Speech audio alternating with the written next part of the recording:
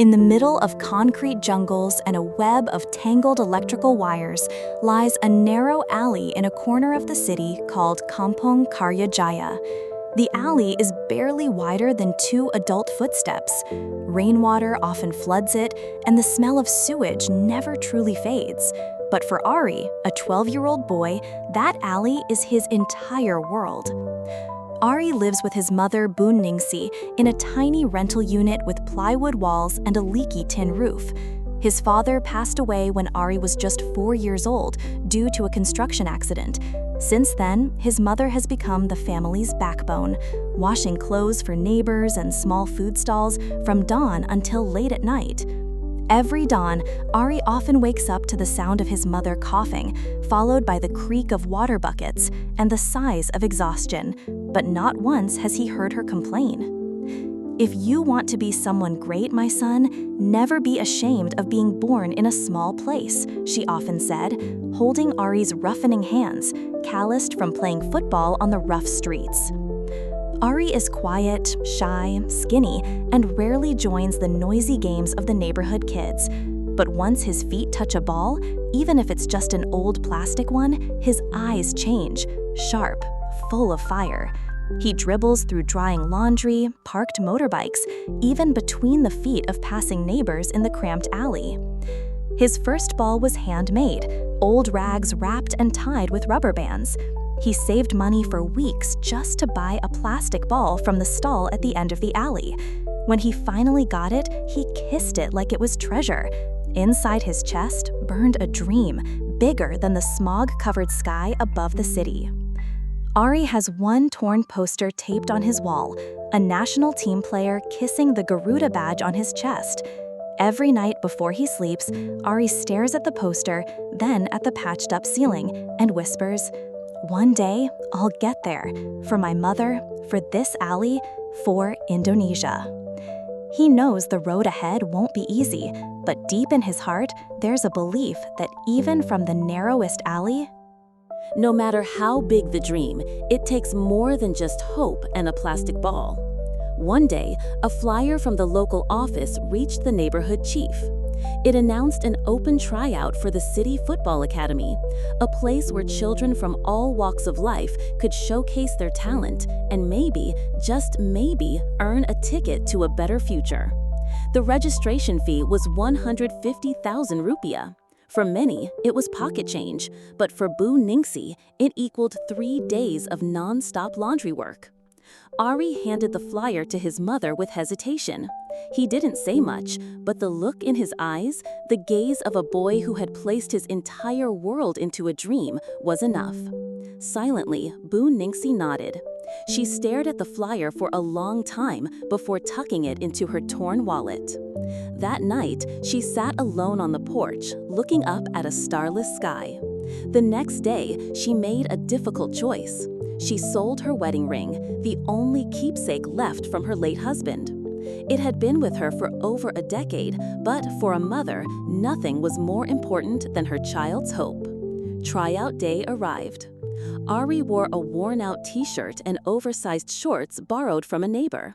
His shoes, an old pair of school shoes with soles barely intact. But his spirit burned bright. He ran toward the city stadium, hopeful, though his knees trembled. The field was vast. The grass was smooth and green, not like the muddy alleys where he usually played. The other kids wore full gear, new cleats, team jerseys, even shin guards. Ari swallowed hard. As the training began, he gave it his all. Graceful dribbling, surprising speed, and natural instincts in attack. But the coaches only glanced at him. To them, he was just a skinny kid from a narrow alley, lacking the athletic look. He was even called last to receive a jersey number. Disaster struck during the internal match. Mid-game, Ari's shoes completely fell apart. Laces snapped, soles detached. He paused, looked at them, then took them off. Barefoot, he ran back into the game, braving the scorching synthetic grass and judgmental stares. Some kids laughed, some mocked. Ari didn't hear them. He knew one thing: if this was his only shot at his dream, he wouldn't waste it. Then came the moment. a loose ball from a defender. Ari seized it, weaved past 2 players, and fired a shot from outside the penalty box. The ball soared and hit the net. Silence. Then a roar. But moments later, Ari collapsed. His feet bled. His breath was ragged. He fainted in the middle of the field. People rushed toward him. The coach looked unsure. But from the stands, an old man stood up. A former national team player, now a scout. His eyes fixed on the boy lying on the grass, not just seeing talent, but a rare fighter soul. That day, Ari didn't just score a goal. He made an impression. And for the first time, his big dream echoed far beyond the narrow alley where he was born.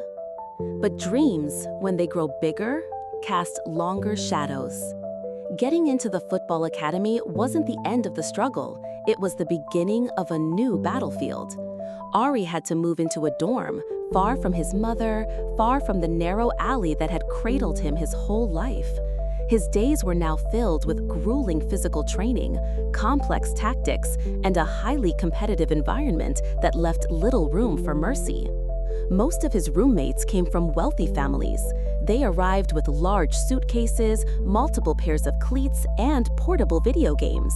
Ari came with a single small bag, a donated pair of new shoes from a coach, and a folded letter from his mother. Always remember your mother. It's okay to fall, son, as long as you don't forget to rise. Garuda is born from pain. Many nights, Ari cried silently. His food ran out first. He didn't have as many clothes. He was mocked for not knowing how to use a laptop during theory sessions. But Ari never fought back. He just trained. Quietly, he woke up earlier than the others. Quietly, he practiced alone after dark. Slowly, his talent began to shine. The coaches started mentioning his name during team briefings. But the true test came during the National Inter-Academy Tournament. Ari was on the bench. He didn't feel disappointed. All he wanted was a chance. The final match pitted his academy against a top-tier team from the capital. The stadium was full. Television cameras covered every inch of the field. Ari sat on the bench, hands trembling, eyes unblinking. In the second half, his team was down 0-1. Time was running out. The starters were exhausted. Then, his name was called. His walk onto the field felt like a dream. Sweat dripped, his heartbeat thundered in his ears. But the moment his feet touched the grass, all fear vanished. Minute after minute, Ari played with heart, dribbling sharply, delivering smart passes, defending with grit. And in the 89th minute, the ball came to him near the penalty box. He lifted his head. He saw the goal, and in a flash, his childhood replayed in his mind. The narrow alley, his bare feet, his mother under the laundry line, the Garuda poster on his wall. He struck the ball, hard, diagonal, and goal. The stadium erupted, but Ari didn't run. He dropped to his knees, looked up. Tears fell as the final whistle blew. The score was tied. The match went to penalties. But while everyone else stared at the scoreboard, only one face filled Ari's mind. His mother's face, watching on a tiny TV in that narrow alley, possibly holding that same letter. Ari's team won the shootout. They were champions. Reporters rushed over. Cameras zoomed in. Microphones were shoved toward him. And when a journalist asked, "What were you thinking when you scored that goal?" Ari answered softly, trembling but full of meaning. "I'm just a kid from a narrow alley who wants to make his mother proud." That sentence shook the nation, not just because it came from the goal scorer in the final, but because for the first time, the world truly saw, behind the skinny frame and humble face of a boy named Ari, there was a story that silently brought millions to tears. The interview went viral. A video of Ari kissing the Garuda emblem on his chest with teary eyes and a trembling voice was played over and over on national television. Overnight, the name Ari from the narrow alley became a symbol of hope. The next morning, a car stopped at the mouth of Kampung Karya Jaya. Two men from the National Football Federation knocked on the small rented home of Bu Ningse, bringing news. "Ma'am, Ari has passed the selection for the U16 national team. We'll cover everything, education, training, and we'd like you to be present at the first national training camp." Bu Ningse burst into tears, not of sorrow, but of a joy long held in silence. She looked up at the leaking roof of her home, then bowed, kissed the floor, and whispered, "Alhamdulillah, sir. Our son has finally reached the field he used to draw in the margins of old school books." Months later, Ari wore the red and white jersey representing Indonesia in the Asian Championship. He scored 2 goals and helped the team reach the semifinals. Professional contracts followed. Foreign clubs began to notice. But Ari remained the same boy. He still called his mother every night to ask if she had brought in the laundry and whether Bu Lillis's food stall in the alley was still open. And when he finally moved to Europe to play in a foreign league, he packed 2 precious things in his small suitcase: a handwritten letter from his mother and a small handful of soil from the narrow alley where he first kicked a ball barefoot. Every month, he sent money home, not for luxury, but to rebuild homes for the neighbors who had witnessed his journey. The alley was now paved. A small football field stood at its end. Children played there with real balls and proper shoes, calling out the name of the one who inspired them all, Ari. That name is no longer just a boy from a narrow alley. He is now a symbol of hope, the kind that refuses to die even when buried beneath the hard soil of poverty. He is living proof that dreams don't care where you come from, and that a child's courage to endure, to keep running even without shoes, can shake the world. In the small alley where Ari was born, a massive mural now stands. It shows him wearing the national team jersey, a football at his feet, eyes gazing toward the sky.